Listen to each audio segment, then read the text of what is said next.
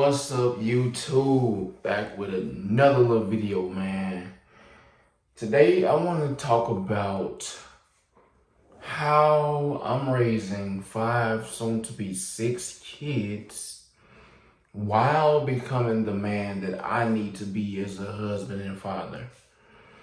I want to center my main content just about around my life story, my parenthood, things of that nature.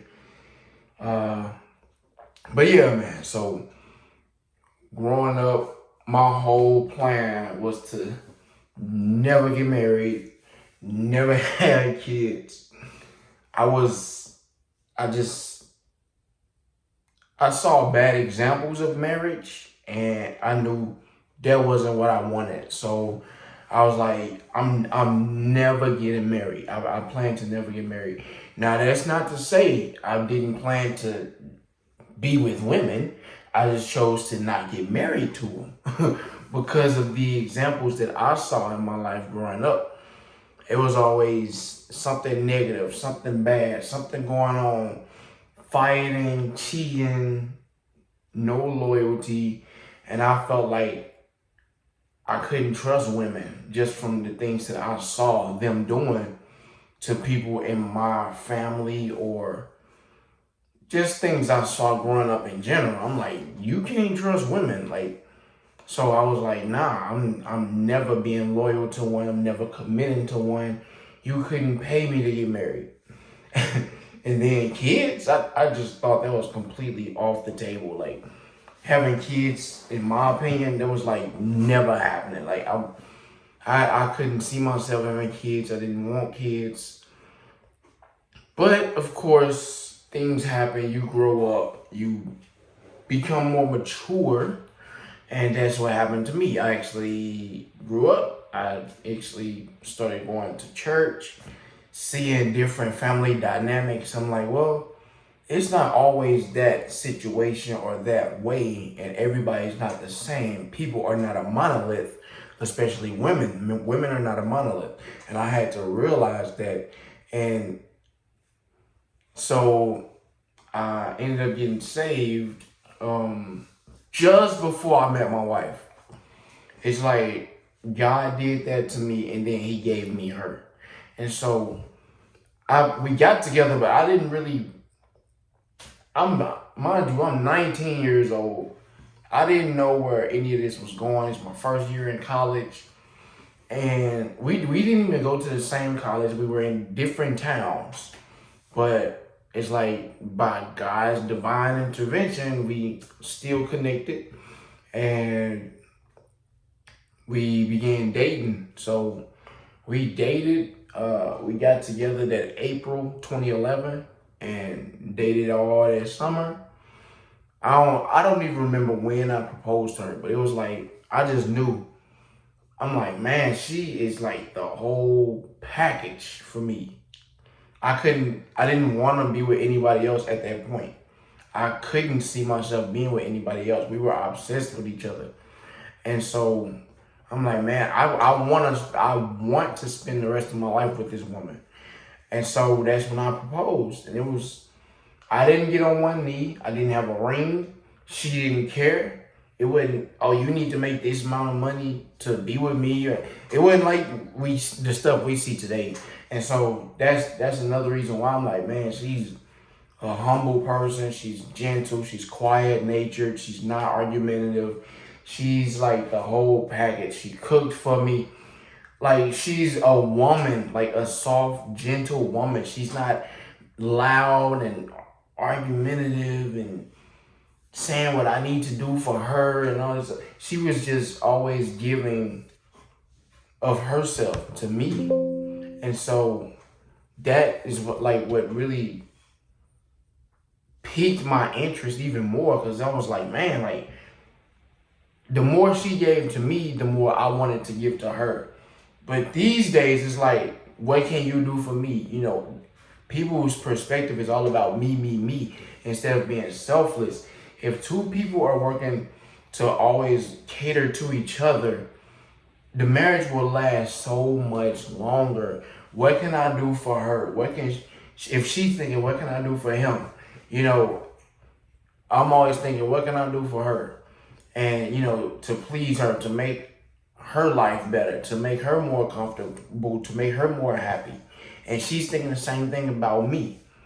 It's not all about what can you do for me or what can I get out of you and things like that that you hear today in the dating scene. But that's what keeps us going even to this day. Like, what can I do to make her life better? What can I?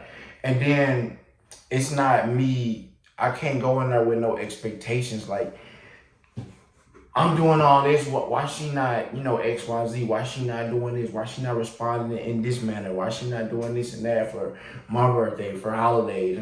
You can't think like that in a relationship, marriage, because that's when things start to fall apart. It's all about what can you do for that other person, and you can't gauge how they're gonna respond. You just got to keep giving of yourself to that person. And that's one of the things that I had to learn. But we got married and had kids. I had my first daughter. We actually planned my first daughter. The rest of them little critters just came out of nowhere.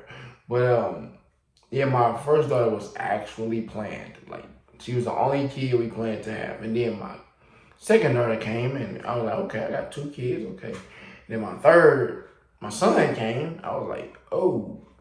Hey, it's getting to be a lot here. And then my fourth child, which was my son Jacob, she got pregnant with Jacob. And I was like, okay, I'm kind of scared now. Like, we keep having kids, But then when Jacob died, if y'all haven't seen my story, go back a few videos, isn't it? But he was born and he passed away 30 minutes later in our arms at the hospital. But it was like, so that was a whole thing in and of itself, like a faith challenger. Like, I'm trying to walk with God, and then we never do anything to anybody. We go to church, we consistent with God, and he allows that to happen. So that rocks my faith a little bit, and it changed my perspective on a few things theologically. So then, in the midst of that, I do get my degree from a Bible college. So I was like, cause the first few years, the first 2 kids, my wife was in college and working.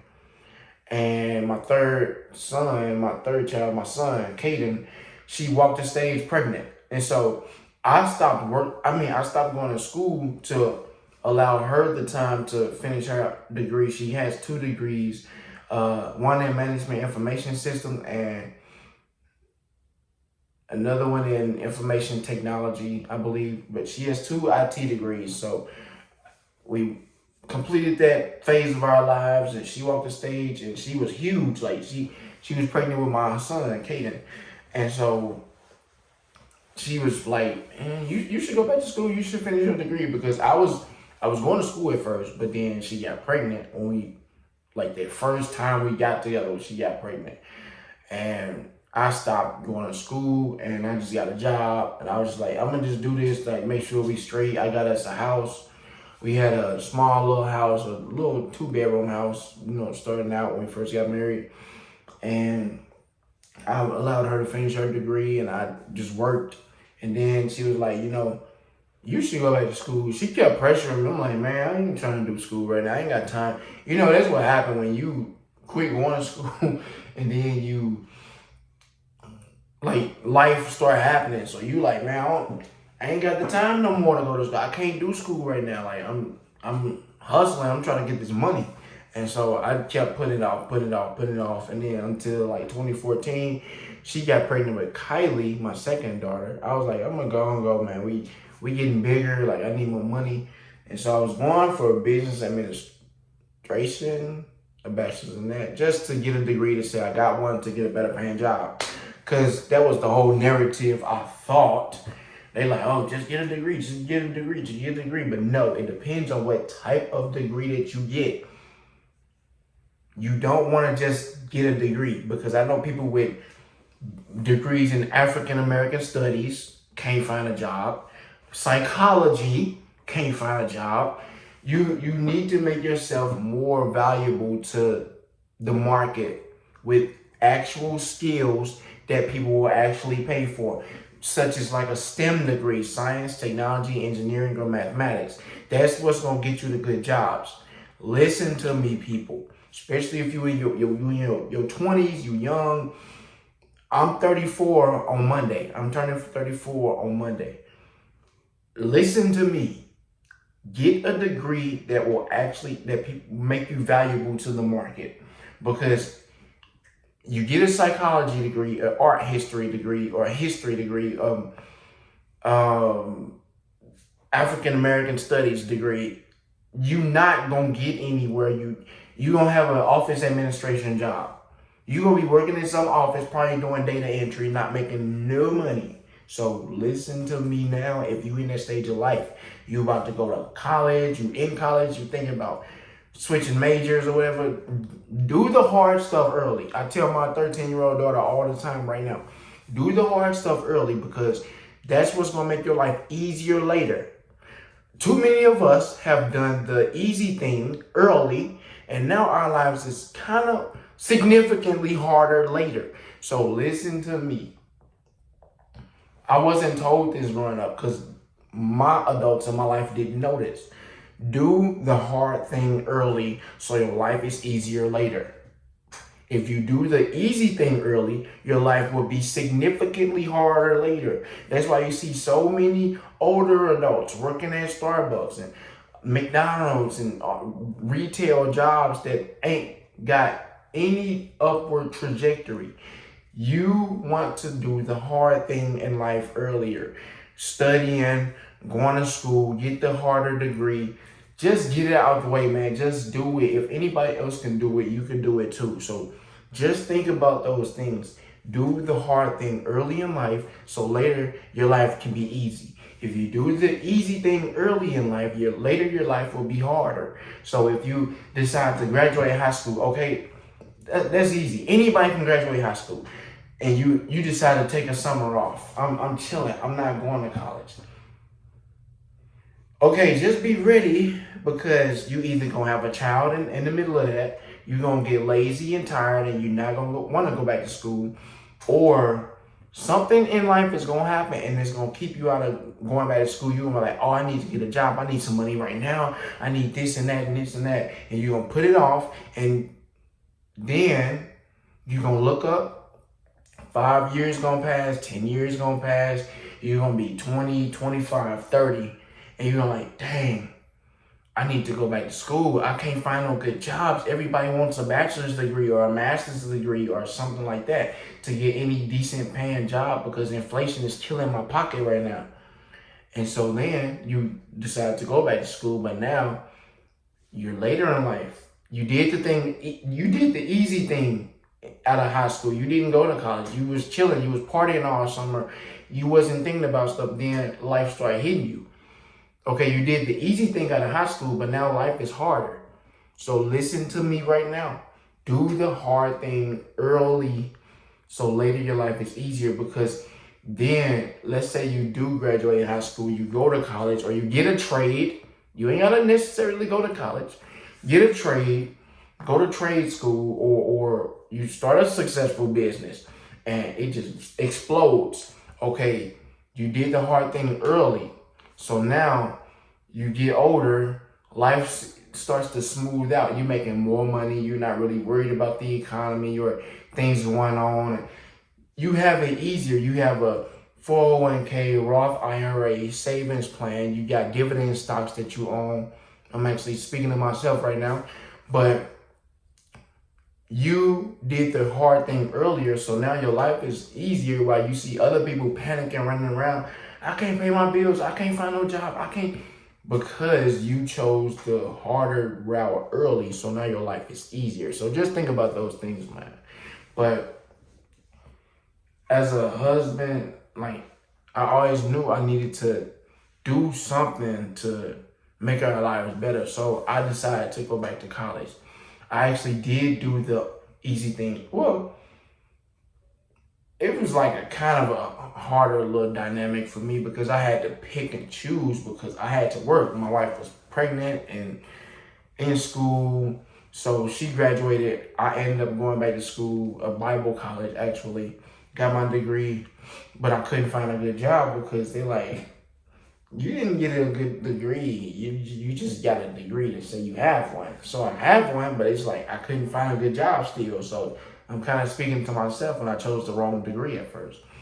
But the industry that I currently work in, my degree is going to be helpful in that area, you know, so I can have an upward trajectory and be at the 6 figure mark or doing what I want to do, basically, because I've been working in this industry since I started working. So it lines up with what I want to do right now. So everything smooths out, man. But there's a lot of things I had to learn in that. Just raising my kids, like the 5 that we have now, plus the little lady that'll be here probably at the end of next month. To be honest, I think that she'll be here by the end of January. But it's a lot that I had to sacrifice. I was really selfish early on. I ain't gonna lie, I was selfish and I was mean to my wife. And I had to learn like to be a loving, gentle, caring person. I mean, I could say the same about both of us, to be honest, because we both didn't know how to be nice. We didn't have the perfect example of love and what marriage was. So we both had to learn that. We had to learn that about each other as well as ourselves. But yeah, man, it's a lot, man. It's a lot. But as a husband, as a father, I'm now pursuing the financial goals that I have. I Bible study with my kids every Monday or Tuesday night, just to kick off the week. We sit Bible study with my 3 older kids. My 2 youngest one, they're not gonna sit and listen. So I let them, run around until they get older. They're gonna sit and listen to me too. But we pray. It's a whole thing. I had to grow into the man that I am today. And a lot of these days, like, people don't want to give you grace, like, in these new relationships. They don't want to grow together. They want you to be the whole package already, be perfect already, have all this stuff. But it's like, as you get older, it gets harder. The dating pool gets harder. It's going to be harder to find a person that doesn't have kids or is already established. Like, that's why, in my opinion, it's best to do it young. Just have a family early, start early. Like, you don't want to be out here 35 and 45 and still trying to find a spouse. Like, it's harder, man. You have way less of less options to choose from if you want a certain type of person. Because they're more than likely gonna have kids. If they 30 and older, they're gonna have kids. Like, it just is what it is. Like, you can't expect somebody to not have kids just because you don't. And you're like 35. Sorry, but you're gonna be a step parent. If you trying to date, in your 30s and 40s and you still ain't married and established or whatever the case may be. But that's all I have for y'all today, man. Thank you for watching and God bless.